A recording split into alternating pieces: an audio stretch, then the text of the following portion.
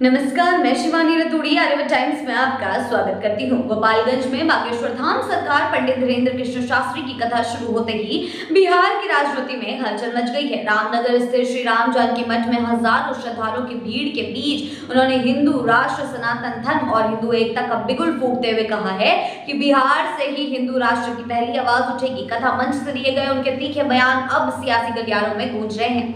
धीरेन्द्र शास्त्री ने कहा, भारत सनातन संस्कृति की भूमि है और यह हिंदू राष्ट्र बनकर रहेगा। मैं जब तक जिंदा हूँ हिंदू समाज के लिए लड़ता रहूंगा। उन्होंने हिंदू एकता पर जोर देते हुए कहा कि आज पूरी दुनिया में धर्म को लेकर राजनीति हो रही है, लेकिन हिंदुओं के लिए खड़े होने वाले कोई नहीं है। उन्होंने कहा, अगर किसी देश से मुसलमानों को निकाला जाएगा तो 65 देश उनके समर्थन में खड़े हो जाएंगे।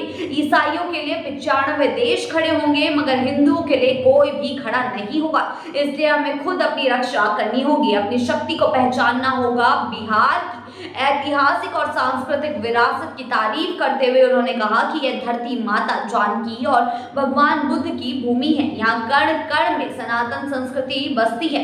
उन्होंने अपने बिहार से पुराने नाते का जिक्र करते हुए कहा कि वे हमेशा से बिहार को सम्मान की दृष्टि से देखते हैं और उनका उद्देश्य सनातन धर्म का प्रचार प्रसार और हिंदू समाज को एकजुट करना है। इस दौरान हाल के दिनों में छिड़ी औरंगजेब पर बहस पर भी उन्होंने अपनी राय रखी। दुर्भाग्यपूर्ण है कि आज भी कुछ लोग उसे महान बताने की कोशिश कर रहे हैं। उन्होंने कहा, हमारे देश में शिवाजी महाराज और महाराणा प्रताप की वीरता के किस्से गूंजते हैं। उनकी तलवारें धर्म और राष्ट्र के लिए चली थी, लेकिन कुछ लोग आज भी औरंगजेब को महान साबित करने में लगे हुए हैं। यह हमारी ऐतिहासिक चेतना पर प्रहार है।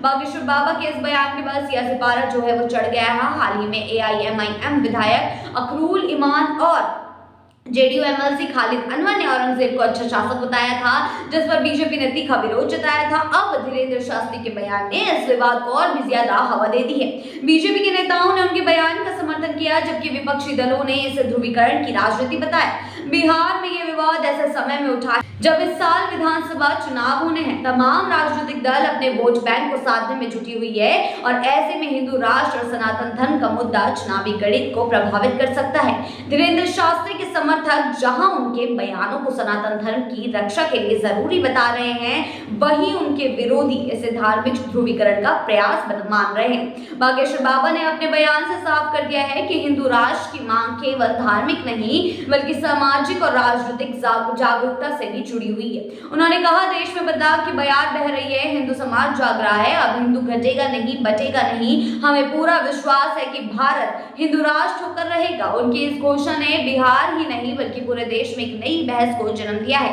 क्या हिंदू राष्ट्र की ये मांग महज एक धार्मिक भावना है या फिर इसके पीछे कोई गहरी राजनीतिक रणनीति भी काम कर रही है? ये सवाल अब बिहार की राजनीति में गरमा रहा है और आने वाले दिनों में इस पर और भी ज्यादा चर्चाएं होना तय है। अब देखना ये होगा कि बागेश्वर धाम के बाबा के आगे चलकर क्या तीखी बयानबाजी वो करते हैं, जो कि पूरे देश में एक मुद्दा बनकर रह जाएगी। जी हाँ, आगे की खबरों के लिए बने रहिए आर्यभट्ट टाइम्स के साथ ही चैनल को सब्सक्राइब करना ना भूलें और हमारी फेसबुक और वेबसाइट के साथ भी जरूर जुड़े।